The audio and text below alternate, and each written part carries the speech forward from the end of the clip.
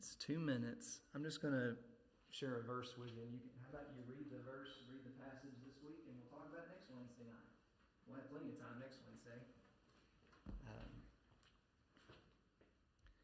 By the time we get there, maybe you already have it all figured out. Let's see if this is going to work for me here. So, Hebrews chapter 3.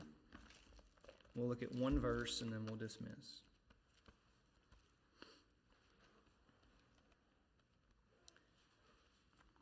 And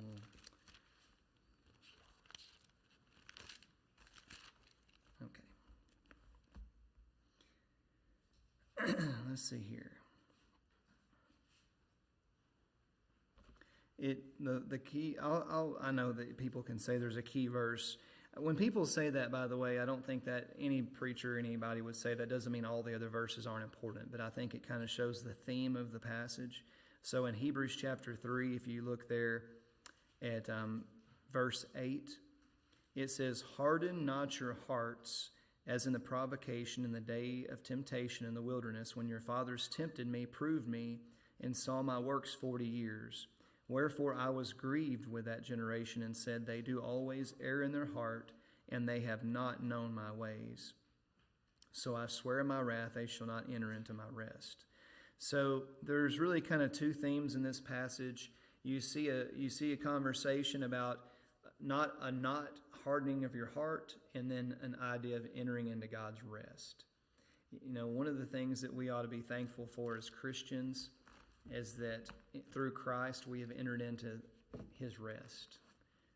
He is the Lord of the Sabbath. He's the Lord of rest. And if we ever needed rest for our weary souls, we can only find it in Christ Jesus. But we'll talk about harden not your heart next Wednesday night. So that's a little prelude to it. If y'all stand to your feet, we'll be dismissed.